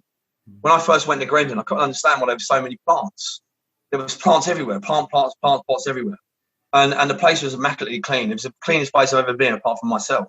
Anyway, after a few weeks, because you wasn't allowed to use your telly in the daytime, and you had to mix and talk. So after a few months there, I realised that I know now why it is the way it is. Because I was getting cuttings of plants, and I was fucking cutting them and repotting them, because I wanted to see them grow. I was so bored of the place. And then when I got a job there, instead of spending 15 minutes cleaning and being bored shitless for the rest of the day, I then cleaned it, and then I'd done everything to a standard that was like for a hotel. So then I thought, it's sort of instilled an ethos in me that everything I do now, I give it 100%. If it's cleaning the picture frames, if it's doing the windows, if it's doing gardening, and if it's doing care packages for the elderly, I won't do it. I won't do it until I do it properly. You know, and that's so I learned that. You know, and the other biggest lesson I learned was tolerance. You know, being around people that would come to me and say, you know, I killed my daughter. That's why I'm here, Terry. You know, and I said, what happened? And they said, well, you know, I split up with my wife and I tried to commit suicide one evening. The kids were asleep. She was in bed. I went downstairs and I was at the kitchen table and I had a bottle of whiskey and I had some pills and I had a drink and I had a pill. I had a drink and I had a pill and I was going and I was crying. And he said, my daughter came down. And I said, well, what happened? She said, she said, Daddy, what are you doing? And he said, I'm going to heaven. And then she said, can I come with you? And he said, yes, you can. So they played this little game of one pill for you, one pill for me, until she passed out. But she didn't die. So he got a plastic bag and put it over her head. And then she died. You know, she was stretching and all that. And he said she just died. And I was listening to this guy. You know, and being a father myself, I wanted to kill him. You know, but he tried to justify her death by she wanted to die. And I said, why didn't you kill yourself? You know, he said, because I never. You know, and I you know what? I listened to him. I listened to another guy who killed a kid. You know, people that rape people. You know what? And as much as I found it detestable, and I had to put their crimes aside, I learned tolerance because I couldn't let their deeds interfere with my therapy. Because if I'd have just whacked him, and then I would have been kicked out of there with no violence policy, I'd have missed the opportunity to do therapy. So it was a question of I couldn't use their offences against them. I had to put it to the side. I had to accept them for what they were and then move on. So that really taught me two of the most valuable lessons in my life: tolerance and dealing with boredom, which is brilliant. You know. Blimey. Yeah, it was definitely a battle. You know, it's a psychological battle that you would never get anywhere. You know, when you go to a normal prison, you listen to stories about birds, people leaving you. You know, the best job I've ever done. But here, you learn you never spoke about criminality. You spoke about you know, some of the most heinous crimes, and you also spoke about, you know, you then spoke to that person after you put the crime there, and you realise that 99% of that person is like you. He's got a family, he's got a mother, he's got a brother, he's got health issues, he trains, he breathes, he does everything. And then you start thinking, God, you know, there are so many people in this world that actually do some mad crap, deviant crap. And you know what? They're not dressed as monsters. They come with a smile. You know, so you know what? It taught me, you know, where I used to accept people into my company because they walk like me, talk like me, and they came from the same area. When I meet people, I normally give them a 3-month period, because normally over that 3-month period, that little mask normally drops, the civility drops, and they start becoming who they are. But unfortunately, you never really know someone, because, you know, you meet them every day, you pass them and everything else. You never really know them until you live with them, you know, unless you're with them 24 hours a day, because they only give you what they want. So, you know, I find myself looking at humanity and looking at human beings in a completely different way now. You know, I see them all as corrupt. I see that, but also in the same vein, I also see that there is so much goodness in the world, and good people do good things. But there are people that do good things that are bad. You know, you have people going on you know, if we take Jimmy Savile, for instance, raised £30 million for the hospitals and everything else with molesting kids. So, you know, you get to the stage in your life, and look at Rolf Harris. You know what I mean? So you get to the stage where you think, well, you know what? Who do you trust? Who do you actually really trust? Because people get into positions of trust, you know, and helping people, but they've got an agenda. You know, whether it's a school teacher, a vicar. You know, vicars have had their fair share of deviancy over the years and been protected. So, you know what? So, you know, I sort of came out of Grendon thinking the only thing that has actually changed is me. You know, and I'm more aware now. I'm more aware of my thoughts and feelings and my actions on other people. And the only person that I can control is me. So I can't speak for anybody else, not even my kids or anyone, because I don't really understand them no more. I don't understand people. And that's what Grendon done for me, you know, because I now see them as 1% that I can't see that kills people and does the most heinous crimes. So it's been enlightening. It's been one of the most fascinating journeys and experiences I've ever done. and I've learned some valuable lessons that I share. But it's also made me so much aware of the world we live in is so corrupt and violent. Yes. Going back to this violence then, Terry. So, I mean, you've been knocking around with some seriously physically hard men, haven't you? Yeah. I come from Camden. We got some of the biggest families and some of the hardest families, underworld families in London, in England. Yeah. And unfortunately, I'm friends with all of them. I was. Because I've got a mate, Mal, hello Mal, if you ever get to watch this, and he's just self-confessed like the hardest man he knows. I know when we're young we say all this fucking stuff, but what I mean though is, like, he's just seriously no one. And I saw this in the Marines as well. There was one guy in the Marines. There's probably loads in the Marines, right? But there was one particular guy. You just didn't fucking mess with him, even if it was a bit of back chat. He would just bide his time, and then he'd pick a fucking entrenching tool, so a shovel, and just cave your fucking head in. Yeah, and he didn't give a fuck. It was just all ego, obviously. It's reactionary. Yeah. And I've never been in that, Brad. I mean, I can have a fucking punch up the same as the next bloke, but I know when I got someone 6'7", 6 foot wide, and they're seriously hard, and they tell me to shut up. All right, I'll pick my fucking battles. But how was it for you with that? I mean, were you ever intimidated, or did you feel like the top dog? Was it like no, you wouldn't let anybody put you down? No, I learned from a very early age that it didn't matter how big someone was, or the size on it, or how they, and if they were legends in their own hits. We had a certain set of skills, as they say, that would take you down. We didn't fight by Queensberry rules. If I was gonna have a go at you, I'd poke you straight in the eye. I'd rip your eyelids out. I'd whack you straight in the throat. I wasn't going to knock people out. That's in films. I was taking you out with one punch in the throat, you can't breathe, and then I would take advantage of you. I'd be punching you in the solar plexus, and we were doing some damage. So I learned very early that it didn't matter. The bigger you are, really was good for me, because I knew that I was quicker. And you weren't. Most people cover up with their faces; they're covering up there, but you come straight through with a whack in the throat. You're going down one punch. That this is the original one punch knockout, because you can't breathe. And I learned early. I saw so much violence. I can remember when we had a fight with some guys in Camden, and my mate took this guy in an arm lock, and he stuck both his fingers and ripped his eyelids out. And that was, for me, it was fucking enough. At the time, I thought, that's a crazy thing to do. And then when I spoke to him, I said, what the fuck did you do that for? He said, because there was 5 of them. He said, as soon as I'd done it, they all fucking backed off, didn't they? And I realised the logic in his mind. And then I realised, when we spoke, because he was in the same care home as me, and we was in Stanford House, he had to be so violent, and he had to do, he would stick a pen in your ear, to get you off. But it wasn't about that he was vicious. It wasn't the fact that he was anything other than me and you. It's the fact that he had learned, and we had learned at a very young age.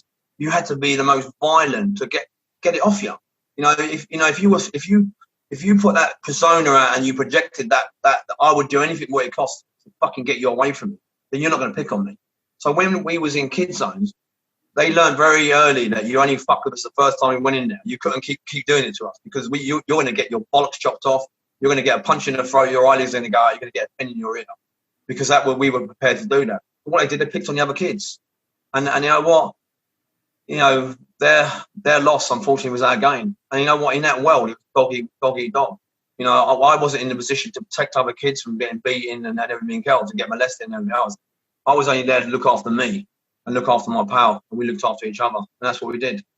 So I learned from a long age that violence was my only currency or my only tool. But I never enjoyed it. I think anyone that tells you they enjoy violence or ingratuitous violence is a fucking idiot. It's a complete fool. And people that tell you that they do armed robberies for a buzz are another idiots. Purely monetary. I never ever got a buzz. There was a certain bit of power when I was dressed as a policeman. When we used to go and do the IT suites, and we done all the bonded warehouses, the security places, we would go in as a fast response robbery squad. We used to take dogs and everything, and we'd serve a warrant. There was a certain amount of power in that, and I must admit, I sort of quite enjoyed it because we never took any guns, we never took any koshes or anything. But I enjoyed the fact that we was doing what we was doing. But I don't think I ever got a buzz out of it. I never actually went into the game because I got a buzz. It was all because it was monetary. I was dyslexic. I was told that I was thick. I was beaten, and I was lazy. So, you know, I had all the ingredients of being a fucking criminal. You know, and thank God I've done therapy. You know what? I've actually, you know, managed to get some of them ingredients and shake them out in a sieve and park them up. I don't need them no more. I don't need to be violent anymore. You know, so for me, hopefully the second half of my life is just going to be so good. You know, I've done some really, you know, atrocious things in my time. I've done some really bad things that I'm ashamed of. I can honestly say that I've never killed anyone, and I've never hurt anyone that basically didn't want to hurt me. You know, so, but, you know, I've never hurt a woman, never hurt kids. So, you know, I still class myself as one of the good guys. And even though, you know, I'm probably Britain's most wanted at one time, you know. So, you know, and I've done some bad things, but you know what? I've turned the corner. I'm actually more than my past now. I don't let my criminality define who I am now. You know, I don't let people define who I used to be. You know, I am now me. I'm Terry Ellis. I'm knife crime campaigner. I'm Band of Brothers mentor. You know, I'm who I am. You know, and I'm trying my best to actually rectify. I'm trying to rectify being made into the way I was. You know, because everything I learned was learned behaviours. You know, I wasn't born to be evil or to do what I did. I mean, my dad was an armed robber. My mum was a shoplifter. I was beaten. You know, I learned all them behaviours. They were learned behaviours. They weren't in me. So, you know, a learned behaviour, thank God, can be worked on and can be parked up. You know, I'm now able to give myself a whole new set of tools now and be a very productive member of society. You know, I pay taxes now. I've got a business with my daughter called Scoff Mills, and her boyfriend and my other daughter works. There's 9 of us working there now. We started it up 2 years ago, and you know what? It's the most enjoyable thing that I've ever done. I work from 6 in the morning till 6 and 7 o'clock at night. And what I used to hate about work, I actually love now, because now we're doing something. I'm doing something with my daughters. So it's been a real rewarding couple of years for me. And also, if you just go away from me for 1 second, I wrote this book, HMP, Help Me Prepare, for first timers in their families, a guide to prison. If they adhere to this, they won't get in any trouble. It also recommends education and drug rehabilitation. I wrote that with a prison officer with 44 years experience, a guy called Joe Chapman. He's also a prison law consultant and author. I've also just, you know, I wrote Brendan's Therapy, The Inside Story. So, you know, it's the same book as Living Amongst the Beasts. You still see that? And I've just done this one now. It's about the last year of a resettlement prison. This is just a cover, an author's copy, but it's going to be called The Resettlement Diaries: The Rise and Fall of the Brendan Experiment. The Final Countdown to My Freedom. So, you know, and that comes out in about 4 weeks, and that's about. I met so many people in the prison system that came through that revolving door of recidivism and kept coming back, and I thought, what's going on here? You know, they're going to resettlement prisons, but they're all coming back. And I found out that when you got to a resettlement prison, that they were all leaving homeless. You know what? And statistically, that white paper said that every single man that leaves prison leaves with somewhere to live, and we're a success. You know, we've rehabilitated them, we leave with somewhere to live. But unfortunately, that's another white smoke and mirrors lie. Because what happens when you leave prison, you have to leave with a travel warrant. Now, to get that travel warrant, you have to give an address or a postcode. Even though you've got no fixed abode and you don't live anywhere, you can't leave prison without giving a postcode. That is now classed as a successful rehousing. So when they say 150 men left in prison in the last 6 months and they were left with somewhere to live, they're telling the truth. But the reality is that every single man that leaves prison with nowhere to live leaves NFA, nowhere to live. And that's a fact. And if that fails, you don't get that travel warrant. The day that you actually leave prison and you say, I'm going NFA, because you refuse a travel warrant like I did, they then turn around and say, we haven't got a procedure set up for you, Mr. Ellis, that you could leave prison, NFA. However, you can leave right now if you give us a postcode or someone's address. So you have no other option but to do it. And then the funny thing is, you come back to your place that you've lived all your life, the Camden town, you go into your council and you say, I've lived here all my life. can I get put on the housing, please, and get somewhere to live? And they say, I'm sorry, but you intentionally made yourself homeless by going to prison. And for that, you'll have to come back in 5 years and prove to us that you lived in the borough. So there are so many people going through that revolving door of recidivism and being set up to fail. And that's why I wrote Resettlement, the final countdown to my freedom. It chronicles the whole thing through there, because I tried to get work. You know, I became a mentor, a peer mentor. I became a drug counsellor. You know, I became the chaplain orderly. I became on the prison council. I'm a qualified plasterer. I was actually teaching in the Mount prison, but I couldn't get a job outside prison, so I could get a rent deposit scheme. I left with 56 pounds, and then I actually arranged to get a tent dropped off there that morning. I left with a tent, and I've actually got the pictures to show it. So it's all in the book, and that's why I wrote it. But we had some great times there. I done a play at the Royal Courts, and I got baptized. I found faith. So in the darkest place, life grows, life flows. I found God, and I found my faith. So, you know, and I had the opportunity to expose the homeless project there and the CRC by going on all the radio programs when I came out of prison. And thank God they've now been suspended from prison, and now another organisation has taken over, and I think they're doing such a better job than the CRC ever did. So you know what, there's some good's come out of it. So you know, it's been a real. Mate, you're a fucking legend. It's a breath of fresh air talking to you, Terry. Honestly, it is. It's just like you've done everything right, and you're putting so much out there. Yeah. Can we just talk about one last thing that caught my eye? It's the Ocean's 11 thing. Yeah. Is that in any way related to the films that we've seen? No. What happened is that the press called us the real Ocean's 11 game. Ah, okay. So because we went, the last one we did, I think there was 10 security guards, biometric scanners. There was airlock doors, everything, and we walked in there. with the police uniforms, and we took an Alsatian dog with us, and we had police vans and police cars outside. So we looked for all intensity. We looked like a real fast response robbery squad, and they let us in. And and the good thing about it is, we never hurt anyone. We never set out our way to hurt anyone.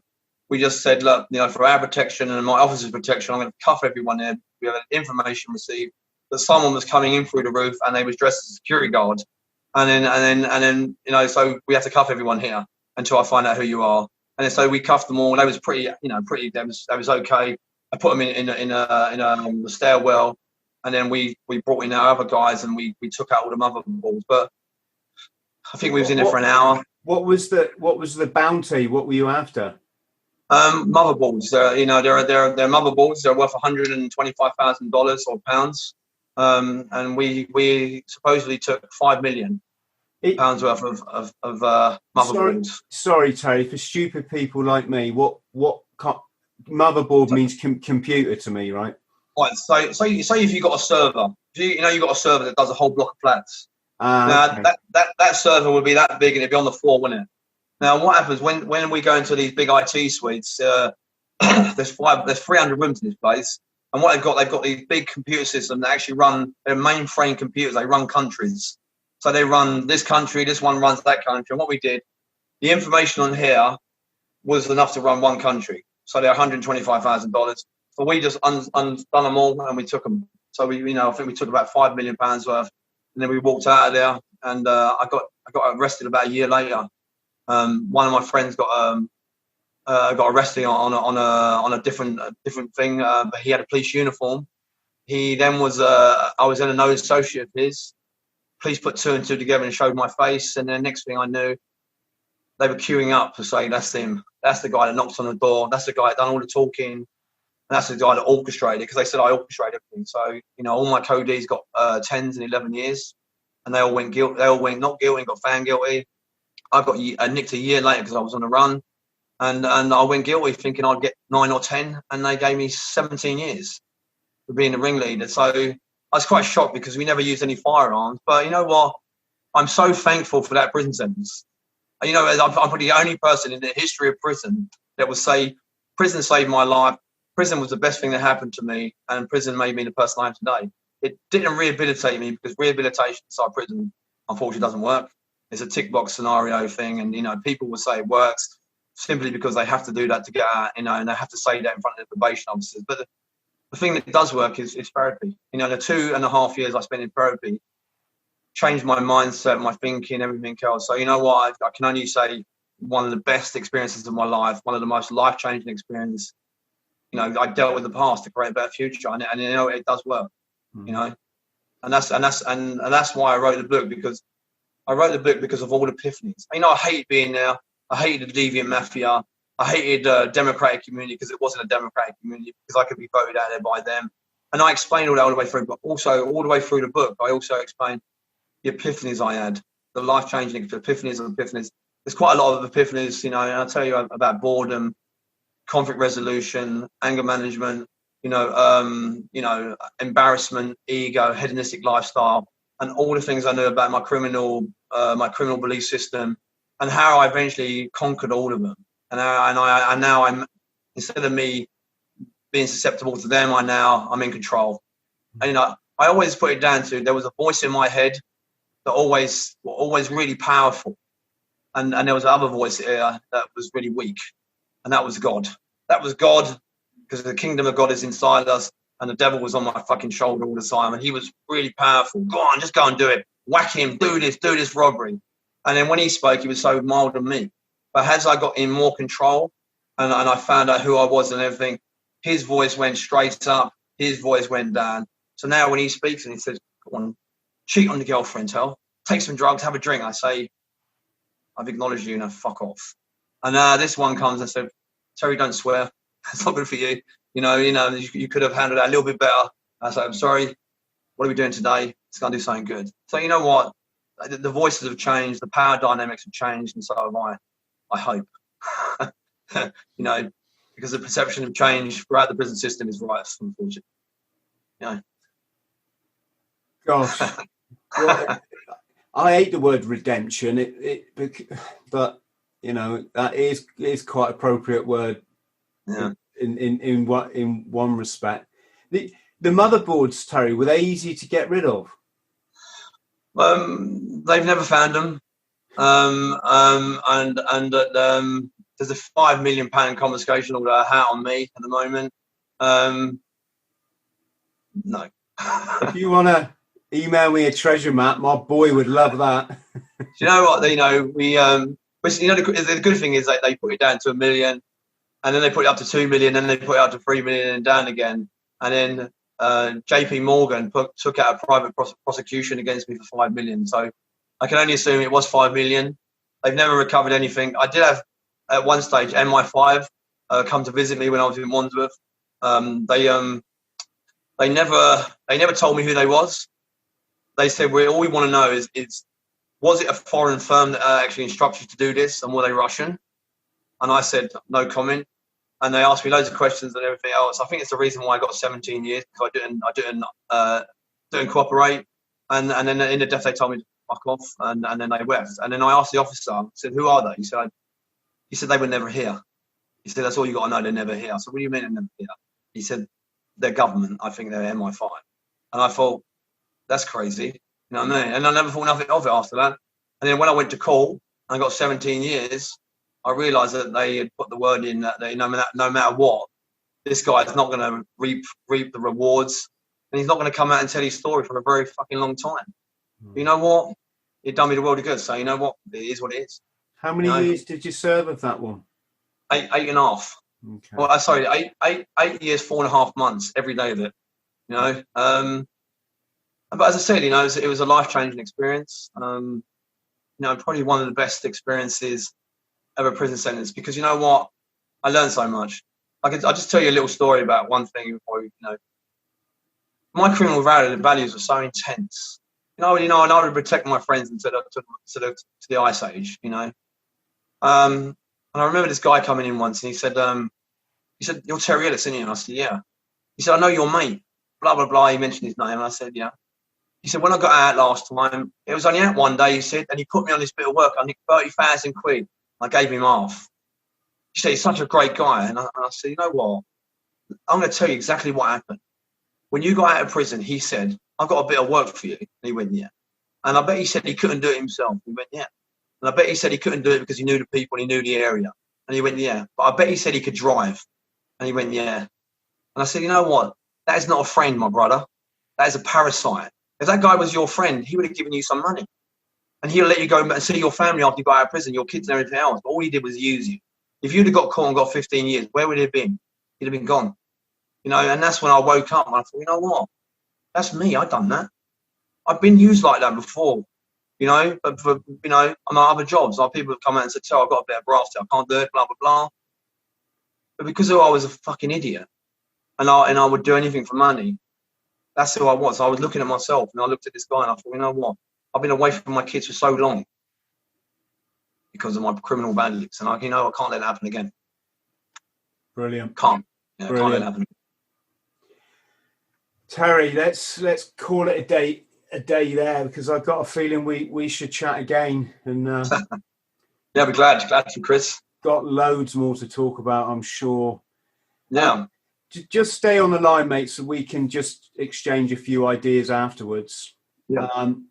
But mate, thank you so much for your story, what you're putting out there for our young people, your honesty and your compassion, and for coming on the T-shirt podcast.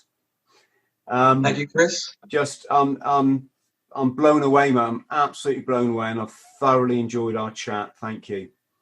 Thanks a lot, Chris. I really appreciate it. Really appreciate the opportunity for coming on.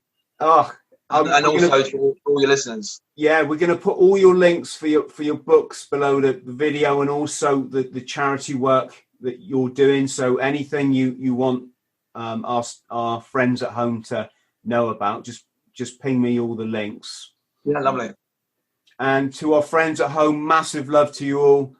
If you could like and subscribe, that would be great. I think it would be great for you, because these are the stories that are going to get you to where you need to go in life. They're probably not necessarily the stories you're going to see on many other, can we say, ego-driven podcasts. So, but I'll leave that up to you. And I'll see you all soon. Thank you. Cheers, Chris. Thanks very much. You're welcome, mate. Yeah, brother. Hello, friend. I hope this finds you well. My name's Chris THRALL. I'm a former Royal Marines Commando, and I fought my way back from chronic trauma and addiction to live, work and travel in 80 countries across all 7 continents, achieving all of my dreams and goals along the way. Now I pass my simple system on to other people, but I can only help you if you like and subscribe. So please do so, because you get one life, and if you live it right, one is enough.